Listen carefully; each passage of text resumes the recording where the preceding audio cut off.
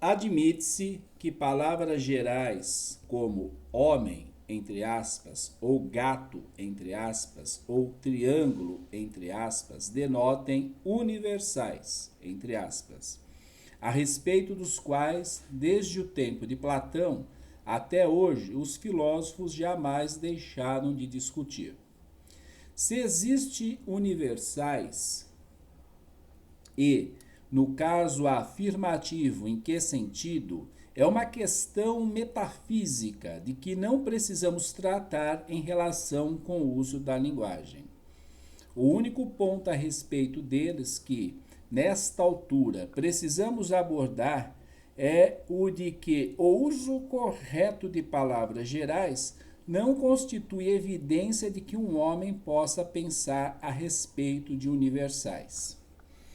Tem-se suposto com frequência que, devido ao fato de podermos usar corretamente uma palavra como homem, entre aspas, devemos ser capazes de ter uma correspondente ideia abstrata, entre aspas, do homem, mas isto é um grande engano.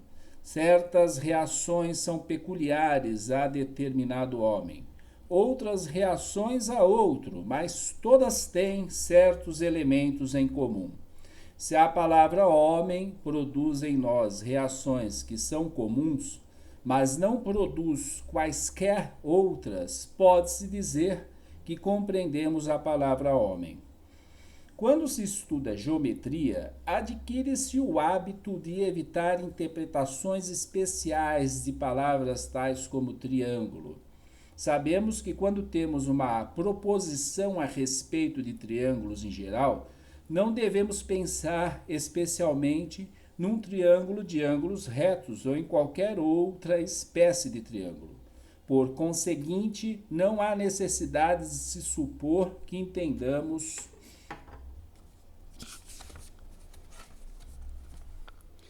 jamais os universais, embora usemos corretamente palavras gerais. Falamos até aqui de palavras simples, considerando entre elas apenas aquelas que podem ser empregadas isoladamente. As crianças usam palavras simples de certa espécie antes de construir sentenças, mas certas palavras pressupõem sentenças. Ninguém usaria a palavra paternidade senão após ter usado uma sentença tal como João é pai de Jaime. Ninguém usaria a palavra causalidade senão após ter empregado uma sentença como o fogo me aquece. As sentenças introduzem novas considerações, não sendo assim tão facilmente explicáveis como o pretendem os behavioristas. A filosofia, porém, exige imperativamente a compreensão de sentenças e assim precisamos analisá-las. Como já vimos antes, todas as crianças fora da Patagônia começam com palavras simples, só mais tarde conseguindo empregar sentenças. Mas diferem enormemente entre si quanto à rapidez com que passam de uma coisa para outra. Os meus 2 filhos adotaram métodos inteiramente diferentes. Meu filho praticou primeiro letras isoladas e depois palavras simples, só conseguindo formar sentenças corretas de mais do que 3 ou 4 palavras aos 2 anos e 3 meses de idade. Minha filha, ao contrário, passou muito rapidamente para as sentenças nas quais dificilmente havia qualquer erro. Aos 18 meses de idade, numa ocasião em que julgávamos que estivesse dormindo, ouvimos-la dizer para si mesma: no ano passado eu costumava pular do trampolim. Naturalmente, no ano passado era simplesmente uma frase repetida sem compreensão. E não há dúvida de que as primeiras sentenças empregadas pelas crianças são sempre repetições, sem modificações, de frases que elas ouviram outras pessoas empregar. Tais casos não introduzem qualquer novo princípio ainda não relacionado com o aprendizado de palavras. O que sem dúvida faz surgir um novo princípio é o poder de colocar juntas palavras conhecidas em sentenças que jamais foram ouvidas, mas que exprimem corretamente o que a criança deseja comunicar. Isto envolve o poder de manejar a forma e a estrutura. Não envolve, por certo, o poder de compreensão da forma ou da estrutura no abstrato, assim como o emprego da palavra homem não envolve a compreensão de um universal. Envolve, porém, uma relação causal entre a forma do estímulo e a forma da reação. Uma criança aprende logo a ser afetada diferentemente pela afirmação de que os gatos comem ratos do que seria afetada pela afirmação de que os ratos comem gatos. E, decorrido pouco tempo, aprende a fazer uma dessas afirmações em lugar de outra. Em tal caso, a causa no ouvir e o efeito no falar constituem uma sentença completa. Pode ser que uma parte do ambiente seja suficiente para causar uma palavra, enquanto outra é suficiente para causar outra, mas não somente as duas partes em sua relação entre si que podem causar toda a sentença. Desse modo, sempre que surgem sentenças, temos uma relação causal entre dois fatos complexos. Isto é, o fato afirmado e a sentença que o afirma. Os fatos, constituindo cada qual um todo, entram na relação de causa e efeito, a qual não pode ser inteiramente explicada como sendo constituída de relações entre as suas partes. Ademais, logo que a criança aprende a usar corretamente palavras relacionais, tais como come, já se tornou capaz de ser afetada causalmente por um característico relacional do meio, o qual envolve um novo grau de complexidade não exigido pelo uso de substantivos ordinários. Assim, o uso correto de palavras relacionais, isto é, sentenças, envolve o que se pode chamar corretamente de percepção de forma, isto é, envolve uma relação definida com um estímulo que é uma forma. Suponhamos, por exemplo, que uma criança aprendeu a dizer que uma coisa está em cima de outra e que este seja, com efeito, o caso. O estímulo, quanto ao emprego das palavras em cima, constitui um traço relacional do meio e podemos dizer que esse traço é percebido, já que produz uma reação definida.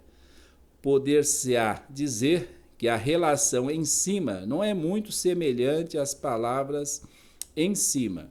Isto é verdade, mas o mesmo é também verdade quanto ao que se refere aos objetos físicos ordinários. Uma pedra, segundo um físico, não é de modo algum semelhante ao que vemos quando a olhamos, e não obstante, pode-se dizer corretamente que a percebemos. Isto, no entanto, é antecipar a questão. O ponto definido é que, quando uma pessoa sabe usar corretamente as sentenças, isso é uma palavra de sensibilidade ante estímulos formais ou relacionais. Isso é uma prova de sensibilidade ante estímulos formais ou relacionais.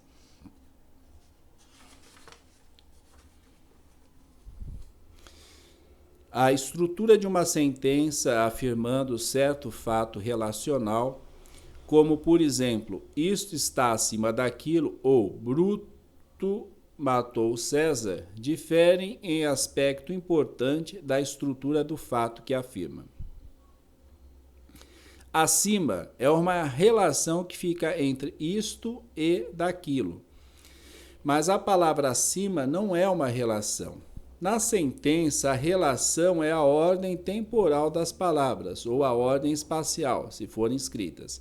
Mas a palavra para a relação é ela própria, tão substancial como as outras palavras.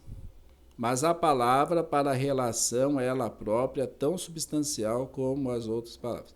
Nas línguas que possuem inflexão, como por exemplo o latim, a ordem das palavras não é necessária para mostrar o sentido da relação. Mas nas línguas que não possuem inflexão, esse é o único modo de se distinguir entre Bruto matou César e César matou Bruto. As palavras são fenômenos físicos, possuindo relações espaciais e temporais. Nós fazemos uso dessas relações em nossa simbolização verbal de outras relações, principalmente para mostrar o sentido da relação, isto é, para mostrar se ela vai de A a B ou de B a A. Uma grande parte da confusão sobre relações que tem prevalecido em praticamente todas as filosofias provém do fato, como acabamos de ver, de as relações serem indicadas não por outras relações, mas por palavras que, em si próprias, são exatamente como outras palavras. Por conseguinte, ao pensar a respeito de relações, pairamos constantemente entre a insubstancialidade da própria relação e a substancialidade da palavra. Tomemos, digamos, o fato de que o relâmpago precede o trovão. Se tivéssemos de exprimir isto mediante uma linguagem que reproduzisse estreitamente a estrutura do fato, teríamos de dizer simplesmente relâmpago, trovão, tendo em conta o fato de que, quando a primeira palavra precede a segunda, isto significa que o que a primeira palavra significa precede o que a segunda palavra significa. Mas, mesmo que adotássemos este método para a ordem temporal, necessitaríamos ainda de palavras para todas as outras relações, porque não poderíamos, sem intolerável ambiguidade, simbolizá-las também de acordo com a ordem de nossas palavras. Será importante que nos lembremos de tudo isto quando viermos a considerar a estrutura do mundo, já que nada, exceto o estudo preliminar da linguagem, nos impedirá de sermos iludidos pela linguagem em nossas especulações metafísicas. Em todo este capítulo, nada disse a respeito dos empregos narrativos e imaginativos das palavras. Tratei das palavras em relação a um estímulo sensível imediato, estreitamente ligado ao que elas significam. Os outros usos das palavras são difíceis de discutir, enquanto não tivermos analisado a memória e a imaginação. Limitei-me no presente capítulo a uma explicação behaviorista do efeito de palavras ouvidas como estímulos e das causas de palavras faladas quando as palavras se aplicam a algo sensivelmente presente. Penso que veremos que os outros empregos de palavras, tais como os de caráter narrativo e imaginativo, envolvem apenas novas aplicações da lei de associação. Não podemos, porém, desenvolver este tema enquanto não tivermos discutido várias outras questões psicológicas.